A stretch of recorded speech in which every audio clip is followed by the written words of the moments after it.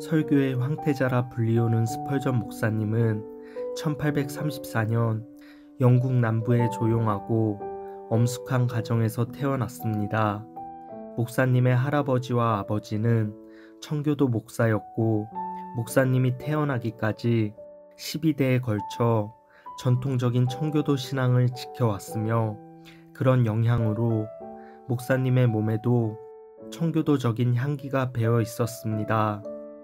그 향기는 예수 그리스도 안에 있는 믿음으로 말미암아 구원에 이르는 지혜에 대한 것으로, 목사님은 늘 부모님으로부터 그리스도의 복음에 대해 들어왔습니다. 특히 그는 어렸을 때부터 철로 역정을 자주 읽었는데 아마 전생애에 걸쳐 100번은 좋게 읽었다고 합니다. 때때로 목사님은 철로 역정의 작가이자 목회자이신 존 버년의 풍성한 은혜에 나오는 긴 문장들을 외웠다가 친구들에게 들려주곤 했는데, 친구들은 그럴 때마다 무척 흥미로워 했습니다. 하지만 그 당시 목사님 마음속에는 계속해서 하나님의 율법이 두려워지고 있던 시기였습니다. 등에 무거운 짐을 지고 있는 크리스찬의 모습과 점점 닮아가는 자신을 발견한 것입니다. 그것은 아직 성숙하지 않았던 자신에게 끔찍한 일이었습니다. 목사님은 성실한 사람이었습니다. 그는 도덕적으로나 법적으로 어떠한 죄도 저지르지 않았고, 정직하지 않거나 남을 헐뜯는 말을 하지 않았으며 열심히 살려고 노력하는 자였습니다. 하지만 그는 율법 가운데 세우는 모세 앞에 갔을 때 자신이 하나님을 거스르는 폐역무도한 죄인이라는 생각이 들었습니다. 그는 그 사실을 인정하지 않을 수 없었고, 어느 순간 마음에 빛을 잃고 혼돈과 공허만이 존재하는 절망의 구렁텅이로 빠지게 되었습니다. 목사님은 간절히 기도했습니다. 멸망의 구렁텅이에서 나오기 위해 열심히 성경 말씀을 찾아보았습니다. 그러나 시간이 흐르면 흐를수록 그의 마음은 더욱 답답해졌고, 그렇게 청년 시절을 그와 같은 암흑에서 보냈습니다. 수년의 시간이 흘러도 해답을 찾을 수 없었고, 목사님의 소망은 오로지 마음의 평안을 찾는 것이었습니다. 한때 목사님은 자신이 하나님의 선민이라는 특권을 갖고 있다고 생각했습니다. 암흑의 구렁텅이에 살면서도 그는 여러 가지 이론으로 꾸며 자신이 여전히 하나님의 자녀이며 선민의 특권을 가진 사람이라는 확신을 가지려고 노력했고, 자기 합리화를 통하여 자신은 괜찮다는 자기 체면을 계속해서 시도했습니다. 하지만 어느 순간 그러한 노력은 모두 헛수고이고, 하나님께서 주시는 특권은 자신의 것이 될 수 없다는 것을 깨닫기 시작했습니다. 그리고 자신의 문제점이 무엇인지를 알게 되었습니다. 그는 확실히 복음을 깨닫지 못했던 것입니다.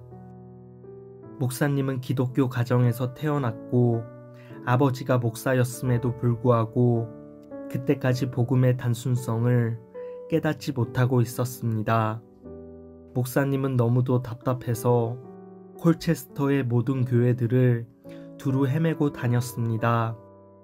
그러나 그 많은 목회자들 중에서 누구도 그를 도와주지 못했습니다.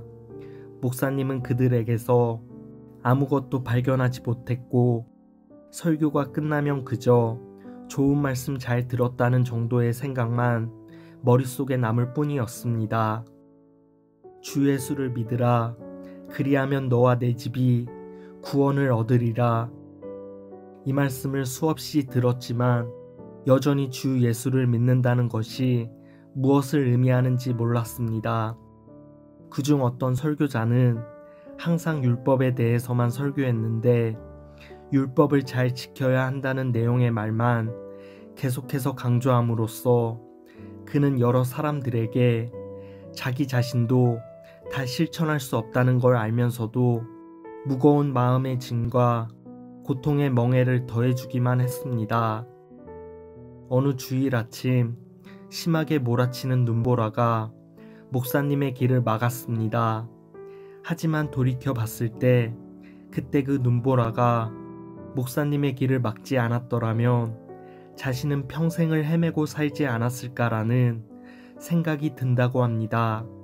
그날은 목사님에게 참으로 의미 있는 날이었습니다. 심한 눈보라가 치는 바람에 목사님은 어쩔 수 없이 자신의 집에서 그리 멀지 않은 곳에 있는 보잘것없는 조그마한 감리교회에 참석해야 했습니다.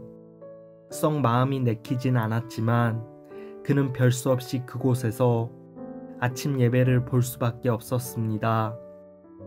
예배당에는 20명이 채 못 되는 사람들이 앉아 있었고 목사도 나오지 않았습니다.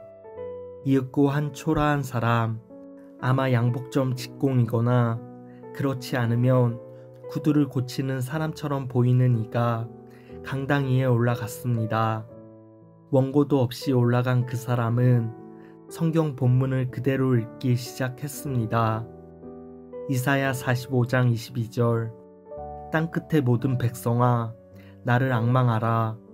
그리하면 구원을 얻으리라. 그 사람은 본문을 제대로 읽지도 못하였습니다. 그러나 그 사람에 이어지는 말은 힘이 있었고 스펄전 목사님은 무언가 자신의 문제를 해결해 줄 것만 같은 느낌에 이끌렸습니다. 이상하게도 목사님은 그의 말 속에 빨려 들어갔습니다. 여러분, 이 말씀은 아주 간단합니다. 여기에 앙망하라고 하였습니다. 앙망한다는 것, 즉 바라본다고 하는 것은 결코 어렵거나 힘이 드는 것이 아닙니다. 우리가 어떤 것을 보기 위해서 한 다리를 든다거나 손가락을 움직일 필요가 있습니까? 아닙니다. 그저 바라보기만 하면 됩니다. 그렇습니다. 우리는 보는 방법을 배우기 위해 대학 같은 곳에 다니며 고등교육을 받을 필요도 없습니다. 누구나 볼 수 있는 것입니다. 어린 아이도 볼 수 있지요. 바로 이와 똑같이 성경 말씀에도 나를 바라보라고 되어 있지요. 그런데 여러분, 왜 모두 자기 자신만 바라봅니까? 봐야 아무 소용도 없는 자기 자신을 바라본다고 자신의 문제가 해결됩니까? 결코 그렇지 않습니다. 여러분들은 자신을 바라보아서는 안 됩니다. 성경에는 그리스도를 바라보라고 했습니다. 예수님을 보십시오. 지금 당장 그를 바라보십시오. 여기까지 말하고 난 다음 그 사람은 강당 바로 밑에 앉아있던 스펄전 목사님을 바라보았습니다. 적은 수의 사람들이 모이기 때문에 처음 참석한 목사님이 금방 눈에 띄었던 것입니다. 그는 수심에 잠긴 목사님을 향해 당신은 왜 그렇게 가련한 모습을 하고 있소? 라고 물었습니다. 비록 가련한 모습을 하고 있긴 했겠지만 목사님은 자신의 외모에 대해 이런 지적을 받은 적이 처음이었기에 무척 당황했습니다. 목사님은 무어라 대답할 수 없었고 강대상 위에 있는 그는 말을 이어갔습니다. 지금 이 시간에 이 성경 말씀에 순종하면 당신은 구원을 받을 수 있소. 청년이여, 예수님을 바라보시오. 지금 바라보시오. 목사님은 그를 바라보았습니다. 그러자 그는 또다시 소리쳤습니다. 왜 나를 바라보는 거요? 나를 바라보지 말고 예수님을 바라보시오. 그 순간 스펄전 목사님은 깜짝 놀라 자리에서 벌떡 일어났습니다. 그리고 그 순간 그는 예수님을 보았습니다. 그 순간 그는 진실로 예수 그리스도를 바라보았던 것입니다. 목사님의 가슴에 꽉 차 있던 구름이 걷히고 자신의 영혼이 구원의 빛과 만났던 것입니다. 목사님은 철로 역정에 나오는 순례자와 같은 환희에 도취되었습니다. 깊고도 비통했던 죄의식에 완전히 사로잡혀 있던 자신에게 드디어 죄사함의 순하고 밝은 한 줄기 빛이 들어왔고 그의 마음은 날아갈 듯 가벼워졌습니다. 그리고 그 순간 수년간 그를 따라다녔던 그의 등 뒤에 붙어있던 무거운 짐덩어리가 어디론가 사라져 버렸습니다. 스펄전 목사님은 1850년 1월 6일을 완전한 구원의 날로 기억합니다. 한순간에 그에게 비밀의 문이 열리고 그 이후로 그는 성경이 말하고자 하는 것을 모두 마음으로 이해하기 시작했습니다. 눈보라치던 날 보잘것없는 교회로 들어갔던 그날은 바로 그의 삶의 빛 가운데서 첫 발을 내딛는 순간이 되었던 것입니다.